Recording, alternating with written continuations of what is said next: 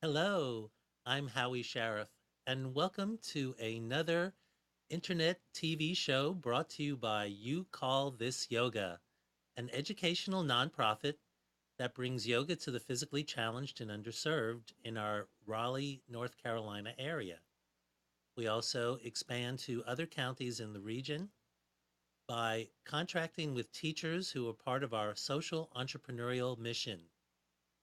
This is a process of bringing yoga to different groups, whether it be seniors, youth, or middle aged. Today, we're bringing our accessible yoga show to Canada. We have Dianne Bondy, who is in Tecumseh, Canada. She'll be on camera in just a little bit. I believe it's still all me for the moment. But Nice. well, the phones are ringing already. Must be must be Premier Trudeau. Uh, this is a live interactive show where we invite you, the viewers, whether it be teachers, aspiring yogis, or active practitioners, to phone in at 919-518-9773. You can Skype in at Computers 2K Voice, or you could type in on the chat box by logging in and then sending us a message. An important announcement is that in the next 4 weeks, meaning March 14, 21, 28, and April 4, the show will be starting at 9:30 Eastern.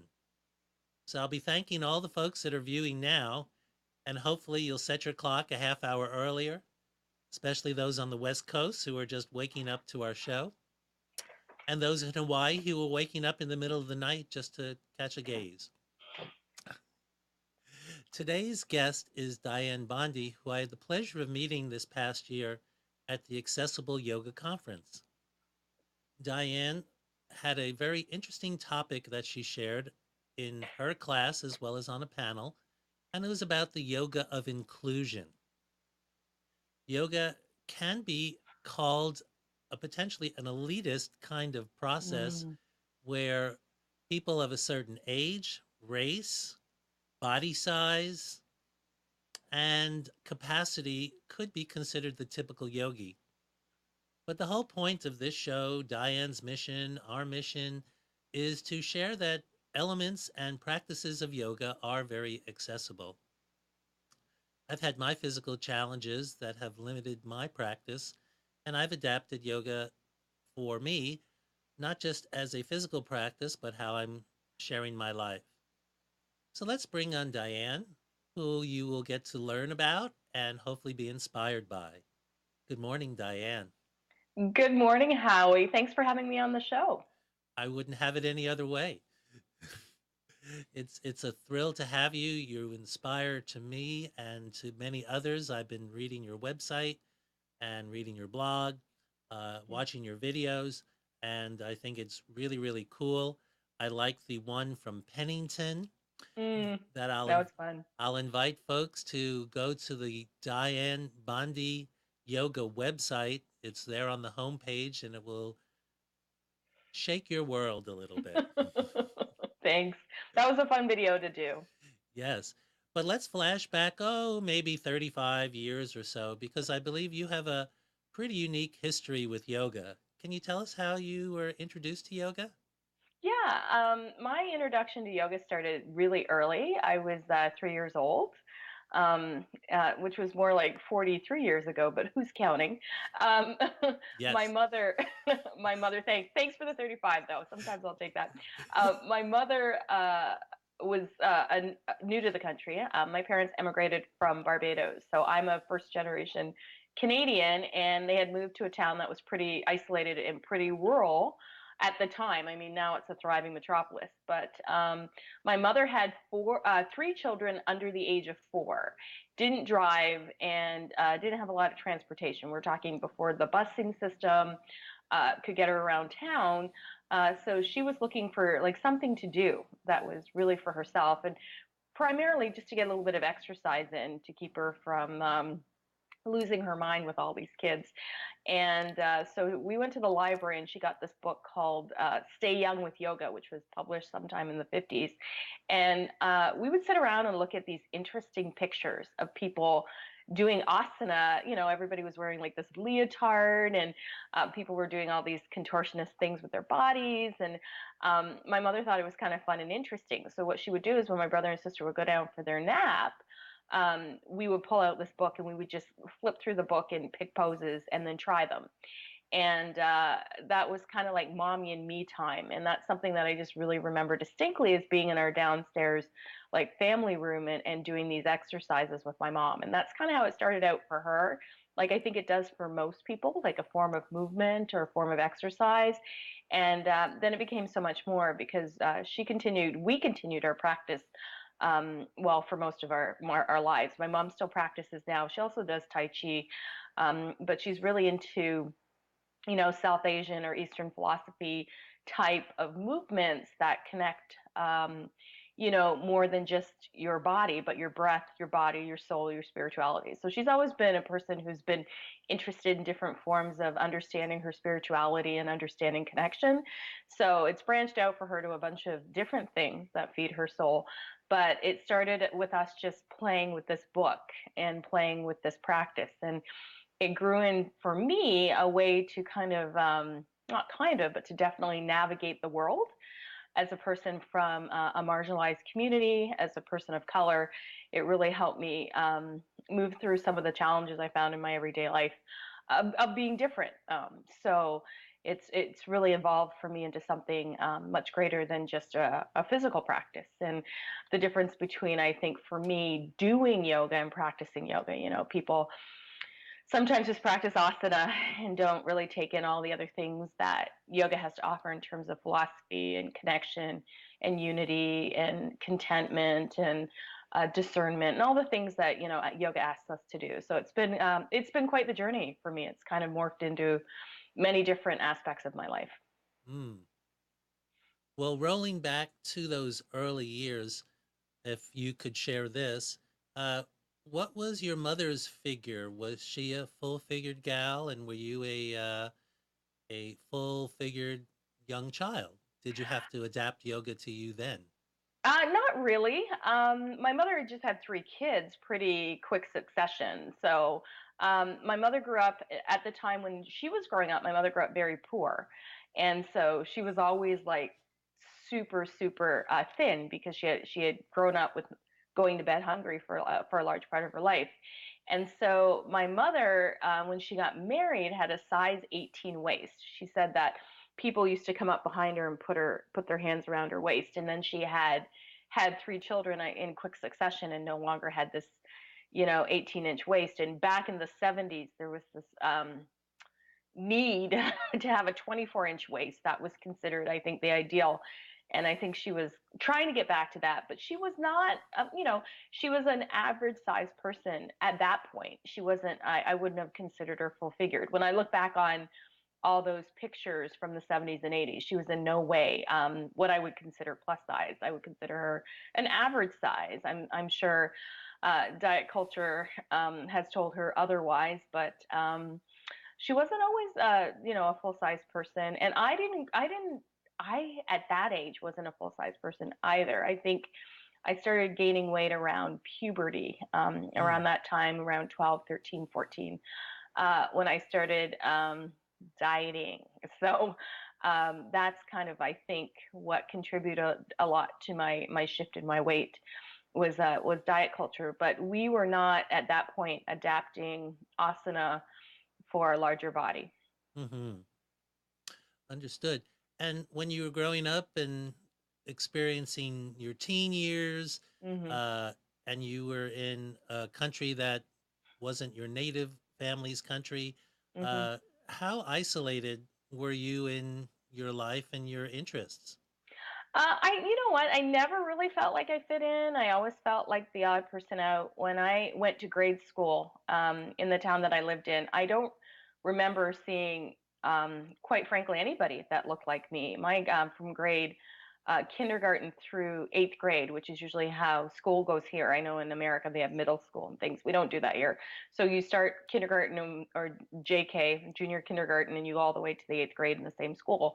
I For the first 6 years of being in school, it was just me, my brother, and sister who were people of color. There were no other people of color in the school until the sixth grade. And then as we started moving into, I guess, what would be middle school, there were more kids of color. And it was really interesting because where I lived at the time, most of the people that I had encountered who were people of color were immigrants from the West Indies. So we would make it a point of having like a West Indies cultural night, whether it would be at the church or at a community center, so that everybody would bring their food and their customs and their culture, and we could, have a little taste of the islands here in Canada because you were always the odd person out. And I just remember being at school and my mother would pack me a traditional meal from Barbados. It would be peas and rice or whatever, and everybody else had peanut butter and jelly sandwiches, and I just remembered not wanting to eat my lunch because it was so different from everybody else's. Now, people would kill for this meal now, uh, because it's so amazing, but at the time you just kind of want to fit in. So I found growing up very, very hard in that way. We were picked on a lot as kids. We were called names a lot as kids, and my brother, sister, and I kind of just circled the wagon. And when I think back on it now, it was pretty difficult growing up for me, as the only black kid in my neighborhood, in my school, and feeling just really different, just really like, why am I here? And Mhm. what would it have been like to grow up where I had more access to my culture, or I saw people who looked like me, because we didn't really see them on TV. And when you did see them on TV, the representation of you was not what you saw in your own community. Like, um, I didn't grow up. Uh, I didn't grow up poor. Both my parents, we grew up working class or middle class. So when you see stuff on TV, the big shows of my day were like, good times. Like, I can't relate to good times. I didn't grow up in that situation. Um, and then when you saw the Jeffersons, that was fun, because at least you could see somebody reflected that was more reflective of the people that were in our lives, And it was difficult when I look back on it, but my yoga was a big part of keeping me grounded and centered, and figuring out that I was okay in Mhm. my own skin. That was a big part of my yoga practice, because it was hard to get all those external messages that didn't value your color or your culture. Mm. So I was grateful for that. Well, you've brought up some very keen points that I'd like to delve into a little bit more. Sure. Uh, when you decided to go to a yoga teacher training program, Mm-hmm. what was the response for towards you as potentially, and I don't know this, someone who might have seemed different than the rest of the group? Did you I experience any of that in your early development as a teacher teacher? training. You know what? I was really lucky because I didn't. I took teacher training in Detroit. So for those of you who might not be familiar with Canadian American geography, I live in the province of Ontario, which actually kind of wraps underneath, where I live anyway, wraps underneath Detroit. And so Detroit, believe it or not, is actually north of me. I live south of the United States, just based on the geography. So the closest teacher training to me at the time was in Royal Oak, Michigan. So I went to a teacher training at a studio called Namaste Yoga Studio in Royal Oak. And at the time, the person who, and still to this day, I was just there not too long ago. The person who owned the studio was an openly gay woman, and older. She was, I believe, turning 60 the year that or moving, approaching 60. Maybe she's 60 now. Um, but she was, she wasn't 30 something. She wasn't young like that. She was somebody who was a little bit older, which I appreciated, and the cross section of the people in my teacher training was very diverse. I was not the only person of color in my teacher training. There were two other people of color. There were 12 of us. And in that 12 of us, there were two people who identified as part of the LGBTQ community. There was a person with a disability. They were missing a leg entirely. So I was super lucky. Like, I was super blessed to be in a really diverse teacher training. I think if they had had teacher training in the city where I am now, I probably wouldn't have butt up against that. And I think my situation is really unique, especially since it was 10 years ago that I took my first like 200-hour teacher training. Prior to that, I was like dabbling in workshops here and there and weekend trainings and things like that. So um, that was my first experience to a 200 hours, and I sought that out because there was a really popular teacher training, like a power ashtanga vinyasa based teacher training that was being hosted by a different studio who had a big celebrity yoga teacher that was running it, and I could have gone to that one, but I chose not to because I kind of felt as a Black woman in a bigger body, it was going to be harder uh, for me to keep up in that particular training. And so I really did my research before I decided to go to teacher training, and checked out different studios before I went. And when I stepped into Namaste, it made sense. It just made sense from the beginning because, to Linda's credit, she's created a very diverse space, and there's a lot of different people in that space. The first thing I noticed is that there were a lot of older people in that space, which I appreciated because often that particular demographic is left out of the yoga conversation or the yoga practice. So I didn't butt up against that. And then when I decided to run a teacher training in my own town, I was really clear to offer to present it as a diverse experience as well. So the only time that I've really run into it feeling like a completely white space for me is when I took Anusara training. I never would run into too many people of color in my teacher trainings, and that felt, or even, there was back in the days of Anusara, there were a lot of senior teachers that traveled around and had workshops every weekend all over the place. So at any one given time, you could be taking a weekend workshop with a senior teacher anywhere in North America, and that's when I really noticed that yoga seemed very homogeneous, and I did really start to feel like the only big black spot in a sea of white faces, and that was really real for me. And when I practiced in my own town, that was something that I also noticed coming up, that I felt like this practice had really been limited in who was invited to the mat, for sure. Hmm. Well, we can't help but be sensitized to differences in people these days, as that Mm, seems to be prominent in our media and public conversation. yes. Uh, so that's a fascinating element. For me, I was looking at the potential of going to White Lotus uh, program in California because it was more oriented towards the physically challenged. A friend of Mm, mine had gone there for her training and came back with a rave review, and my arthritis limited me. mm, Uh, so it's been a fascinating journey to figure out how to become a teacher in the plane of capacity that I have.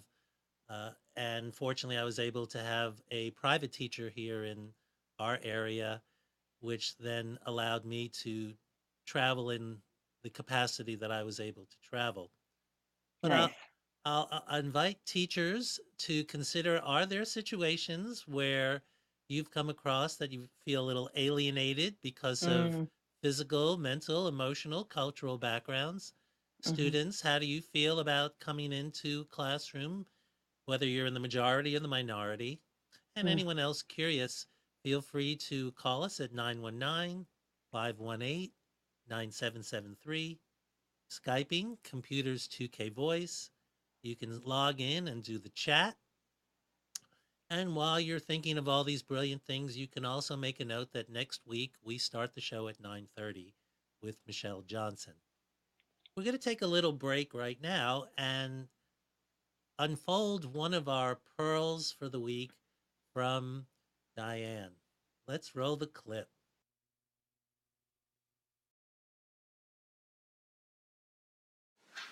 Welcome to your practice. I have a pearl or two of wisdom for you. One of my major reasons for teaching yoga, or my philosophies for teaching yoga, is to have people stand in their power. And it just occurred to me that we can't all stand literally in our power, but we certainly can take a seat as an asana in our life and be powerful. So a couple of ways we can do that is, if you're doing this from a seated position, is to really push your bottom back into the back edge of the chair. Lean back if you have a chair that creates a little bit of support. Curl the shoulders back and lift the heart. So that's really opening your heart, opening your possibilities, opening up to creating more space, even if your legs maybe don't make contact with the earth, or the sensation from below the waist is not available. So that way you can really draw the head of the arm bones back into the chair, lift the heart, and really take up space and be in your seat. And even lengthen just subtly out of the top of the head or the roof of the mouth, and just enjoy taking up space. If you're able to stand in your power, what I like to do is come to a standing position, my feet about 2 fists width apart, lifting and spreading my toes, pushing down through my feet, and then energetically trying to make the mat wider with my feet. And then lifting out of the roof of my mouth, drawing the head of my arm bones back, and taking up space and being powerful in my body. And these are some of the things that I've learned in my connection to body, breath, asana, and yoga, to take up space to really feel your body in these movements.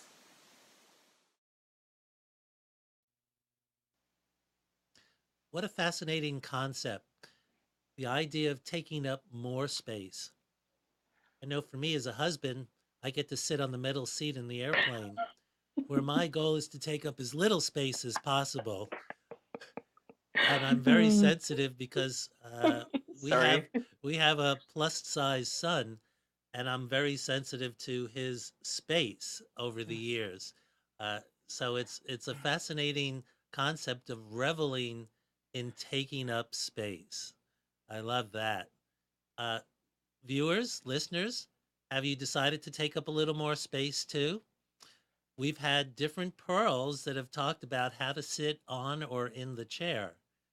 And Dianne is presenting an interesting concept, which is a little different than what I tend to do and encourage folks. But it doesn't mean I'm wrong or right. It just means we have different precepts on that.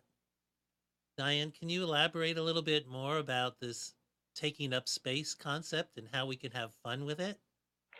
Yeah, I think taking up space scares people a lot. And it was one of the, I guess, best pearls of wisdom I took away from Anusara, because one thing about Anusara is like to kind of synchronize yourself with the expansion of the universe and expand your awareness and expand your body. And I remember my teacher once saying, okay, we want to expand into this. We want our bottoms to be bigger. There was a lot of really flowery language in Anusara.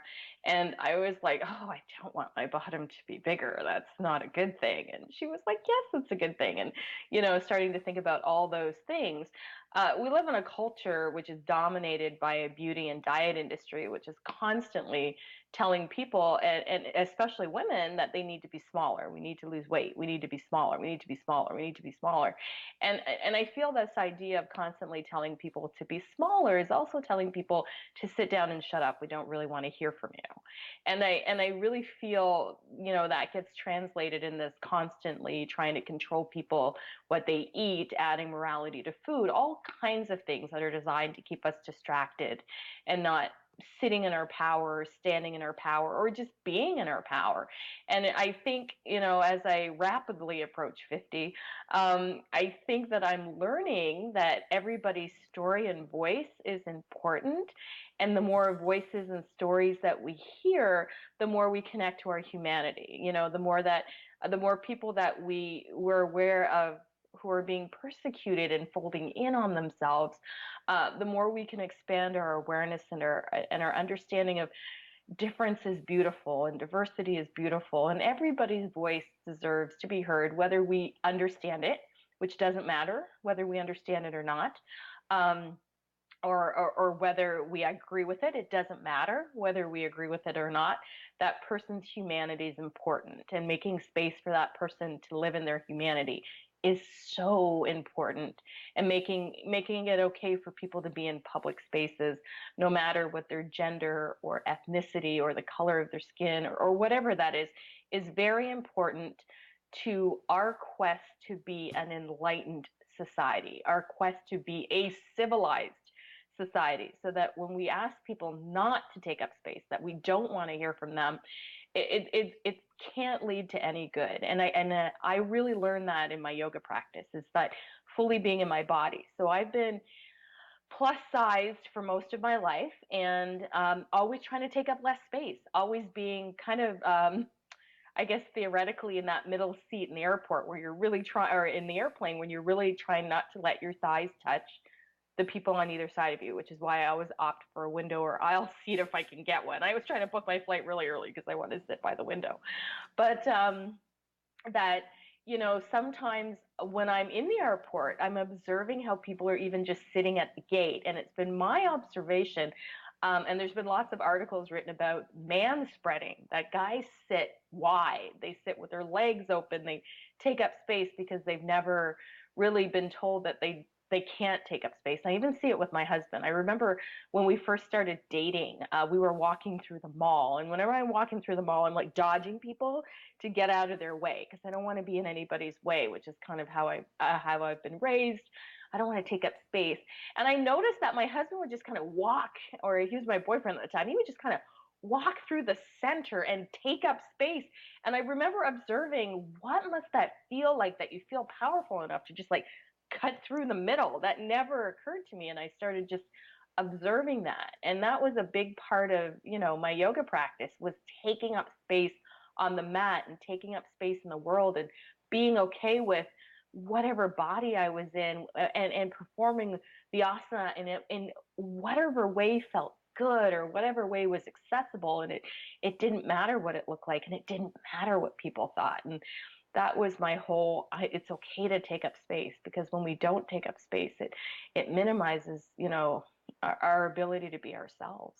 Mm, that's very eloquent. Thank you for sharing that. I was reflecting back on when I was growing up, and maybe I still am, but in my elementary, middle, and high school years, I was a husky, and my That's a father was term Sears created, right? In their catalog, you were like husky. I remember yes, that. 32H. Yeah, remember that. 13 and a 32H. Yeah. And it was an interesting thing of seeking to not be that for Yeah. so long, and it was a big issue. And even now, I satisfied somewhat with my waist size, yet all the elders, the male elders, keep rubbing my little belly in the front, and they say, "Oh, look what you got here." And even though Mm, I'm satisfied, someone's always playfully criticizing. creating some doubt. And which I say, Hmm. yeah, but the sides are nice and trim, even if the front's nice and round. It's still just a muscle over there. It's a well-defined muscle. And It's interesting that people feel so comfortable to comment on other people's bodies, isn't it? Like they feel some kind of permission to pat your belly and create some kind of doubt for you. And I hope that has more to do with them and less to do with you, right? absolutely, yes, it's a way of possibly bringing down someone else so they could feel good, or Yep. it's just a way of being playful and not even being cognizant and mindful that this Hmm. might be an issue for somebody else. A trigger for sure. Yes. So my comment back can be as little as nothing, or well, my waist is still smaller than yours, so it's the belt calling the kettle round, I guess. I like that. I like that term. That's very good. So you're just basically hitting the tennis ball back into their court. Yes. Mhm. And just letting it ride, because everyone's going to have a different opinion and a different influence. Yep. Well, since I mentioned the word kettle, that infers a little bit of food, and we're approaching our fun and yum good health tip from our sponsor this week and for several weeks, Neomond Deli and Catering. Let's learn a little bit more about Neomond, and then we'll add to that. Hi, and welcome to the Neomond Minute. We've only got 60 seconds, so let's get right to it. Did you know that Neomond has a market? And we all know the benefits of extra virgin olive oil. Good for the body, and even good for the brain. Plenty of different olive oil brands to choose from at Neomond. And let's not forget to mention olives, and more olives. In the spice aisle at Neomond, we see ground turmeric. Whether you eat turmeric or make a facial mask with it, there are all kinds of health benefits to using turmeric. And let's not forget about how good ginger is for you. Go ahead, Google it. Now, just remember, when you think healthy, think Neomond. With 2 locations, one in Raleigh and one in Morrisville, or check us out online at neomond.com.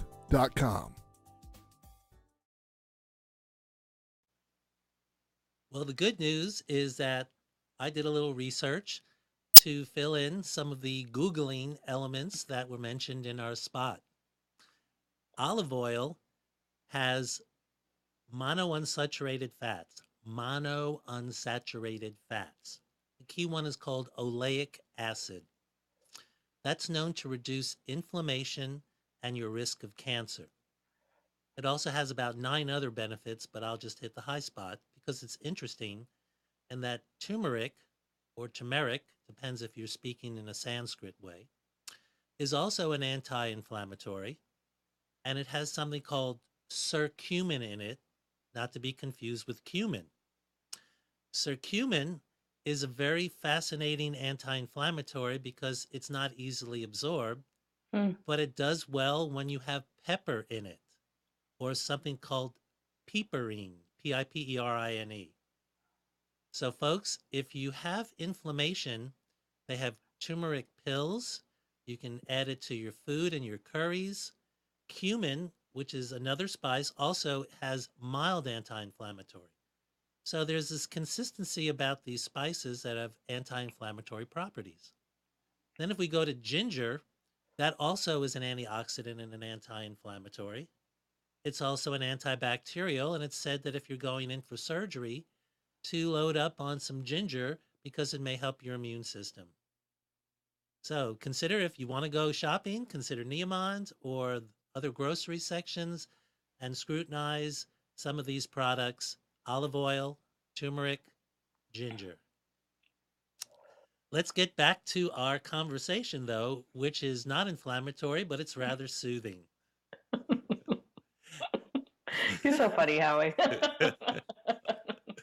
Well, it's the old razzle dazzle, it's like Chicago. Oh, that's funny. So in terms of inflammation or agitation, has there ever been a scenario, or maybe not, for you or teachers that are watching, where it just seems that the chemistry doesn't fit with someone who might be of a different culture, gender, race, and how you negotiate some of that distinction if people are surprised to see you and maybe expect someone different? How can we reduce that scenario? I used to take that very personally when I started, because you could actually see people have a visceral reaction to you. And as a person of color, here's the thing that you never really know. When somebody's like rude to you, openly rude to you, you don't know if it's based on your color, if you've just run across a bigot who's, unhappy that you're running a yoga class, or if a person's just having a bad day. So as a person of color, you never know what that reaction is to you. And initially, when people would have this reaction to me, either because of my size or my color, I would do a kick-ass yoga class that would just take them out, so that they couldn't say that, well, I went to her class and I didn't get, a good asana practice or whatever. I made sure that I put my best face on, and then I did my best teaching in those situations. But as I grew older and more confident as a yoga teacher, those things didn't bother me. I came to understand that those things were really not about me, and it was really about people needing to learn the practice, to do their own self-study around the judgment that they initially go to when they see somebody. And it's going to be hard for people to understand this, or hard for people to hear this sometimes, that we all have prejudice, all of us, right? All of us. Prejudice means to prejudge, right? If you look it up Mm-hmm. in the dictionary, that's one of the definitions for prejudice, is to prejudge. And we're designed to do that, because back through anthropology, to prejudge a situation to make sure a situation is safe, right? Is this is this tiger coming for me? I have to judge this situation. Mm-hmm. Is this safe for me to be here? And that's part of our anthropological evolution. But now that we understand that, can we stop in the moment and understand what our prejudice is when we see somebody? Because it happens to all of us. All of us have moments of it. And, I always give this example of, because I travel a lot, of being on a plane, and for the first time seeing a female pilot and being really excited, and getting a picture with her because I wanted to show my children, you know what I mean, that women are everywhere. I also do that when I see a pilot of color. I'm like, can I just take a picture so I can show my son that, this is also a job for him? Because if you think about it, when you think about pilot or doctor or scientist, what are the first images that come into your mind? The images that we see most often represented, right? So I like to take images that are counter and show my son, so that they can see people like them doing jobs that they could possibly do someday. And I remember sitting in a plane and being really excited, getting my picture with the pilot, and then sitting and flying to our destination, and then hitting a bit of turbulence, which happens all the time, and thinking for a moment, while we're in turbulence, oh my gosh, I hope she's got this, right? I hope she's got this. And if it were a man flying, I don't think I would think that, right? Mm-hmm. And so I catch myself all the time in my own bias, right? In my own bias. My son broke his wrist this past summer playing soccer. My son is a huge, huge, huge, huge soccer. He loves it. Like, this is his passion. He loves soccer, and he broke his wrist, and we went to the emergency. And I kept making really sure that I said, when the doctor comes, and not refer to the doctor by gender. And I was so glad I did, because when the doctor came, it was a woman. And my son could see that, women are doctors. And I was so proud of myself. And I said, did you see the woman was the doctor? I make a point of pointing these things out to my kids. And he said, I always assumed it was going to be a woman. And I was just like, oh, you know what I mean? That he's not already defaulting to men as the expert in everything. That there's room for other people to be experts. And I find sometimes, whiteness allows people to default to being the experts simply because they're white. That it's not, when there are two people who do the same particular job and they're of different cultures, the default of the expert is always the person who is the dominant culture. And these are things that are bias that we have, that we're probably not even aware of when we think of things. Like, we're really quick to discredit people because they're simply a different color, and we're not even aware that we're doing it. So, this is a huge exercise in self-study for all of us. When these bias or prejudices show up, why do we believe the things that we believe? And how can we give a yoga teacher a chance, or a doctor, or anybody a chance? How do we step past or step out of this bias? And for me, I mean, it was a lifelong, it's a lifelong learning experience. I don't get it so much now because of the work I do, and I've been pretty vocal about it. But every now and again, when I'm teaching a class and somebody shows up and says, "You're the teacher," I think to Mm. myself, yeah, I am. I kind of, and for a minute, I get my feelings about it, and I want to be snarky right back and go, "You're the student," but I don't. I just think to myself, okay, she or he or they have not done their own work around their own bias, or maybe they're just not even aware of it, right? Like, sometimes people are like a gumball machine. It pops into their head and they're out of their mouth within a moment, without a minute for them to filter or think about how their comments or how their judgments impact other people.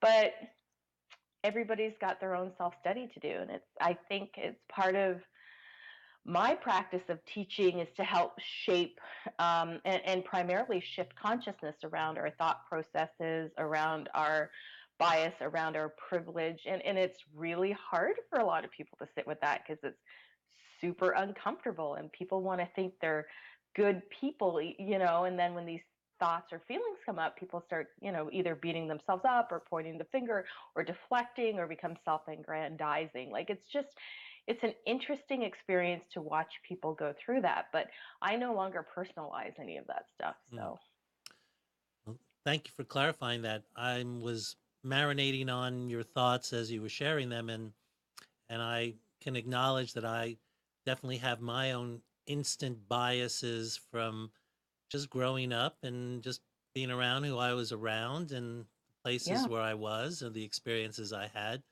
Yeah. And it's just so easy to look at things historically and also see that there's been biases and ways that people have minimized other people. It's what you might say is human nature, and we're actually Yeah. fighting human nature in that prejudice. For sure, it is, and it's also human nature to be inquisitive, and it's also human nature to evolve and change. So, yeah, I mean, your historical or your lived experiences certainly inform your bias. I had a really interesting conversation with a friend of mine. I spent a lot of time sitting in soccer fields, and she had a particular bias against a particular culture of people, and it was just really based on an experience. And I said to her, that's really interesting because I've never had that experience, so that bias doesn't show up for me. And it's just your lived experience has merit, and it also informs the way you look at the world. So, Hmm. Well, speaking of experiences, let's move to our next pearl and experience another perspective from Dianne.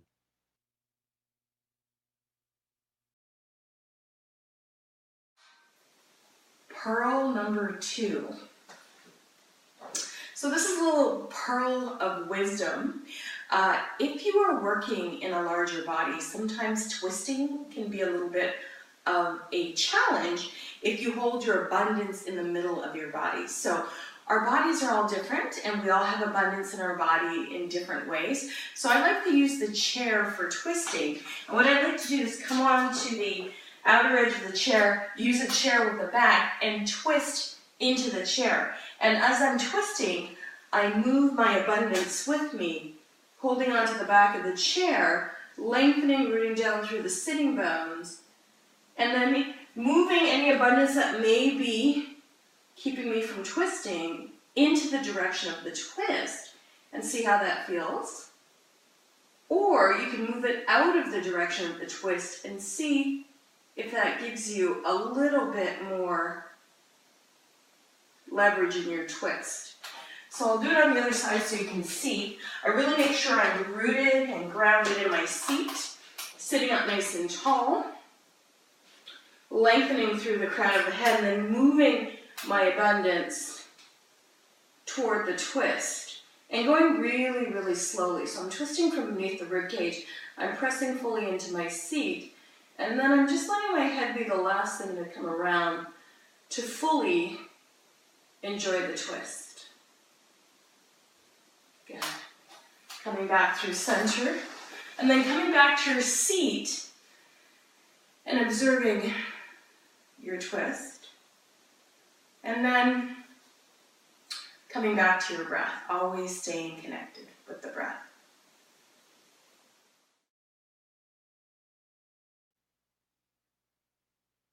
So, although Dianne was not literally facing the camera, you could also see how well she sat up in her twist.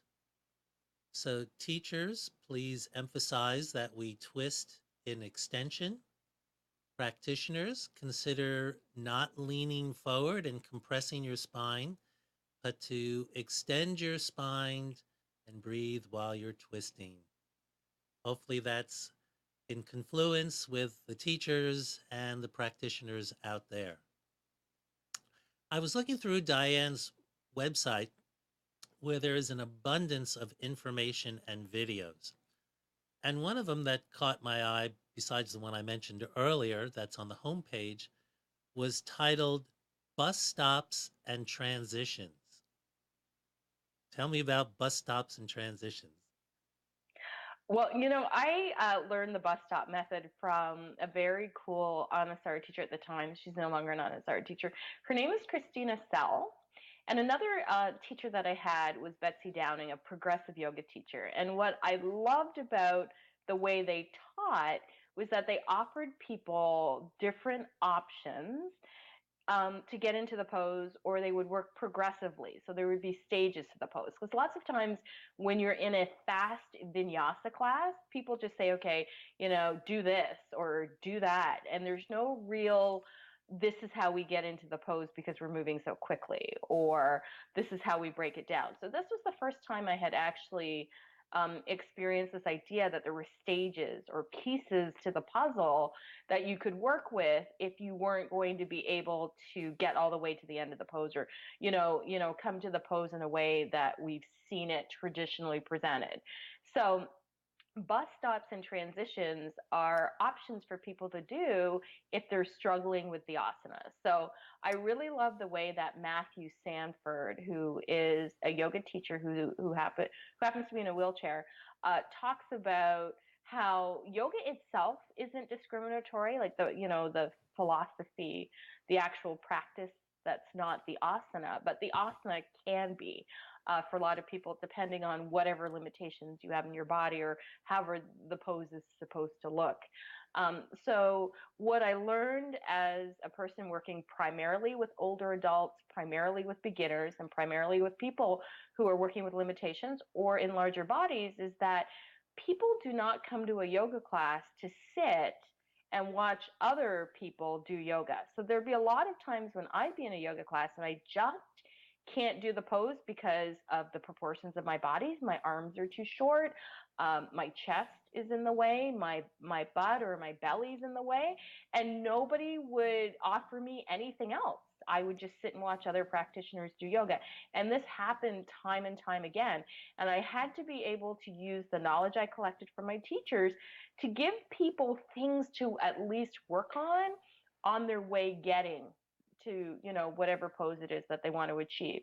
So that's how bus stops kind of came into play, because I would say to people, here are your options. You can be here, which is the first stop on the bus, and if you feel you're ready for more, you can take the second stop on the bus or the third stop on the bus. Because as much as I want to give you options, I also, as a yoga teacher, don't want to limit your personal experience of the pose. So if you want to take it a little bit deeper, the option's always there. And if you want to take it, if you don't want to take it as deep, the option's there. And what I like about bus stops is I feel it doesn't really put a value on which part of the pose you do, right? And using words like transitions and variations as opposed to the word modifications, I also feel doesn't put a value on the pose. Because I feel sometimes when you offer the word modification, people feel like they're not really practicing or not really doing the pose. And I call that the downward spiral on your yoga mat, where you're like, well, I have to do the modified because I'm not good enough to do, whatever we perceive the pose to be. So I find, whenever I present a bus stop, I say, when people get on the bus, people just happen to be getting off at different points on the bus route. We're not all getting off at the mall. Some of us are getting off at our homes. Some of us are getting off at work. Some of us are getting off at restaurants. So there's no value as to where you get off on a real bus, right? Like you just get off where you need to get off. So that was really important for me to share that with students so that they don't feel like they're less than on the mat, which is not my intention. And I felt less than on the mat a number of times in yoga classes, and it's not a feeling of empowerment, which is what I want for people. So I put together a video that you saw on my website to help teachers figure out how to create these progressive steps, which are bus stops, and how to create different types of transitions for people who may not be able to do the common transitions we find in a lot of yoga classes. So a common transition that people love to teach is, from down dog, step your right foot forward between your hands. That's really hard for Oh, the yeah. vast majority of people. And for me, I think it took 5 or 6 years for me to figure out how to make that happen.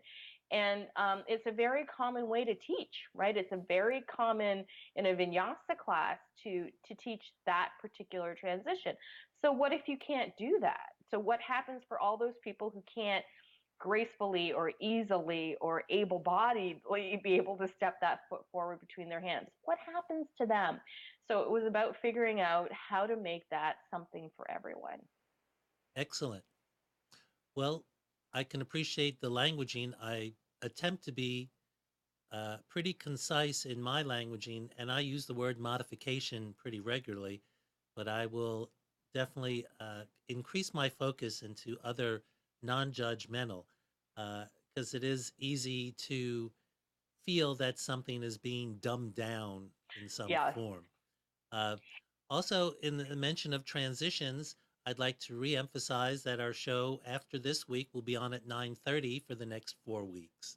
Nice segue. That was really good. Well, I just sit here and listen for the key word. I'm SEOing your speech till I can come in and put my little link in there for something That's else. funny. That's good. That's good. That was quick, Howie. I appreciate that. That's all I do is sit here and wait for the right opportunity.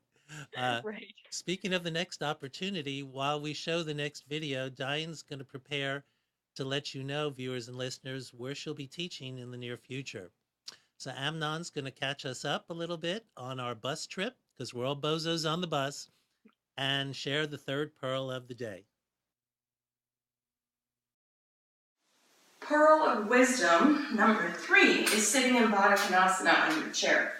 Bringing the soles of the feet together, taking the outer edges of the feet to the floor, bringing the knees wide. I like to sit just on the edge of the seat, sit up nice and tall, lift the heart, draw the head of the shoulder blades back, and remember that asana can be adjusted and designed for any body, anytime.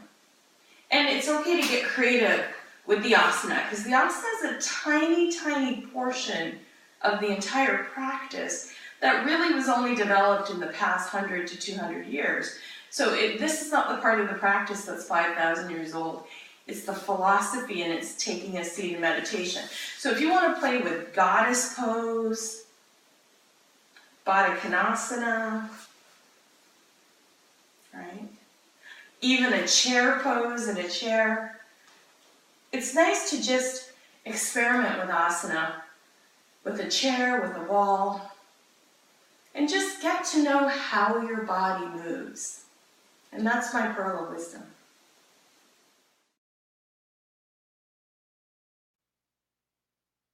So whether you're seated, standing, and you can use a wall or a door frame, or laying down, there are many planes of references that we can explore.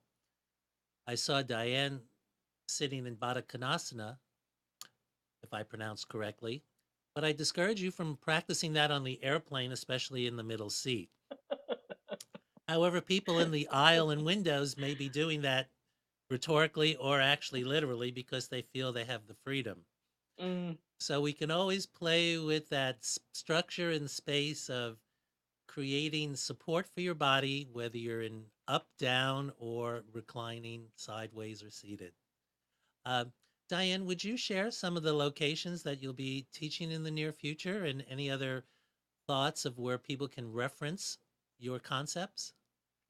Yeah, I'd love to. So you can visit me on diannebondyyoga.com, and there's two N's in Dianne, so I'll spell it. It's DIANNEBONDY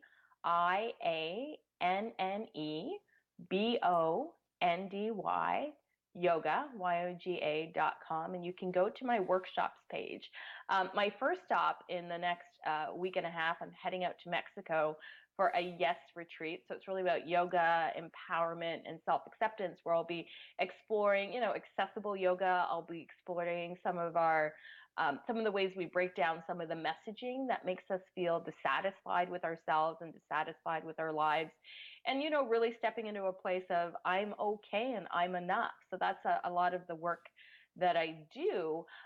Next month, April's a really busy month. I'll be heading off actually, I'm doing a talk at Princeton. This is the first time I've mentioned it because I just can't believe it. I'm doing a talk at Princeton on yoga, diversity, and body image. So I'm excited to be doing that, and that's happening on the 12th of April. And then I'm heading off to the Dubuque Yoga Festival, which is in Dubuque, Iowa, and and the theme of the festival this year is oneness. And I really love this idea that we all rise together. So you can check out the Dubuque Yoga Festival.com or go to my website. There's a link to everything there. And then I'm traveling the world. So this summer I'm headed off to France with my friend Donna Noble, and we're heading to the Bordeaux region of France, where we're going to do a little bit of wine tasting and a whole lot of yoga. And we're going to check out the French countryside. And then I think my final big trip, or my final destination, will be in November in Jamaica. So we'll be exploring some, as it's getting cold here in North America, we'll be going back to the sun and the ocean in Jamaica. But all of this is on my website, and there's still spaces available. If you'd like to come to Canada, the second weekend in October, there's only 3 spots left in this. I'm doing a training/retreat with a friend of mine, our Kylie Stong, and we'll be doing a yoga for all, just a mini training weekend and retreat, where we'll be at a beautiful house on the lake. So those of you who want to venture over to Canada and hang out in Ontario with me, I'll be doing that in October. But once again, all that stuff's on my website. You can follow me on social media. My handle on all social media is Dianne Bondy Yoga, and I post what I'm doing all the time. I post asana videos, and I post tutorials. You can find me on YouTube, Twitter, Instagram, Facebook, Pinterest, Periscope. I'm the only place I'm not is Snapchat. I haven't committed to that yet, but I'm everywhere else if you want to catch me. That is quite an array. Yeah. Mexico, France, Jamaica, and Dubuque. How, Oh my. oh my. Not to mention a whole bunch of other places in between, including the Accessible Yoga Conference in New York City. I'm going to Manhattan in May, and I'm so excited. Yes, and I'll put a plug in that I'm fortunate to be on a panel there talking about community yoga. So that's the 3rd weekend in May in New York. You can check out accessibleyoga.org for information about last year's conference as well as this year's coming up. Matthew Sanford will be a keynote speaker again, as well as Dianne sharing Yoga of Inclusion. And there's other teachers that I didn't remember all their names because I don't have to. This is a show about Dianne.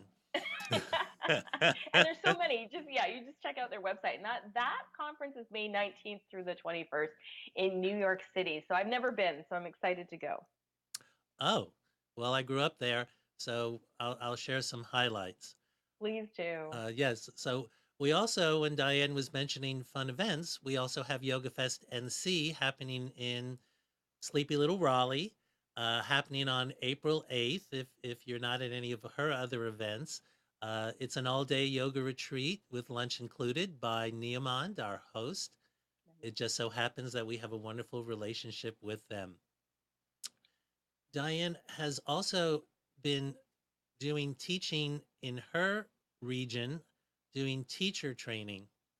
Could you share just a few thoughts, or a couple, or one thought that a teacher could take away from this session, and also a particular thought that a student could take away from this conversation today? Yeah, as a teacher, it's really important to look out and see all your students. And if you're feeling like you're not able to serve all your students because maybe you don't have the tools to help students who are, or you haven't worked with people whose body is different than your own, I think it's imperative that we learn how to do that we learn how to create variations and how to empower people on the mat, and not just kind of ignore them if you're lost. And there's lots of ways you can up your skills, including a teacher training that I offer called Yoga for All, and that's online, that can help give you some tools and skills for that. So that's coming up soon, so stay posted to my website. And as for students, talk to your teachers. If you have any kind of a limitation, or you're having any kind of anxiety about coming to the mat, it's really important that you talk to your teachers about, your feelings around that, to make it a little bit more comfortable. I love it when students come up to me and say, listen, I'm working with a shoulder injury, or I'm working with a knee injury. Any advice you can offer me to help make my practice more comfortable is greatly appreciated.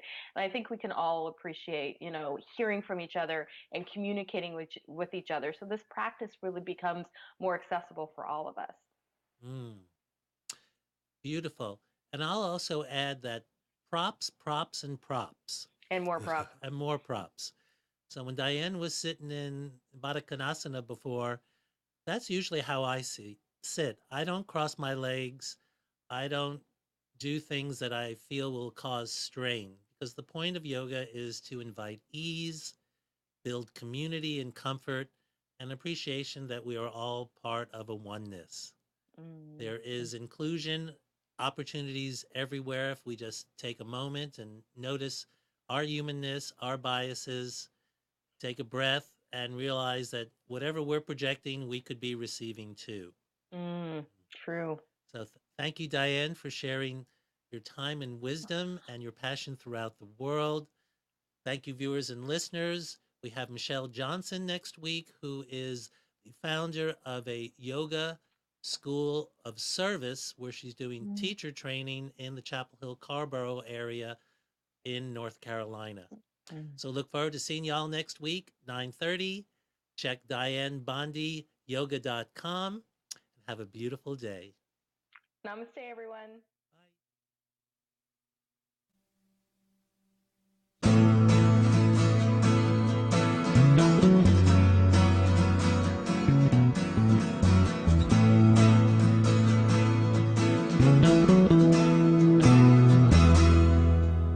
You are tuned to the Nissan Communications Network.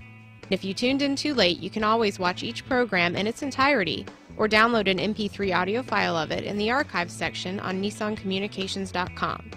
Don't forget to subscribe to our YouTube channel, follow us on Twitter, and like us on Facebook. Sponsored by Atomos.com, makers of quality video recorders and converters, CarolinaApparel.com, and DeltaForce.net.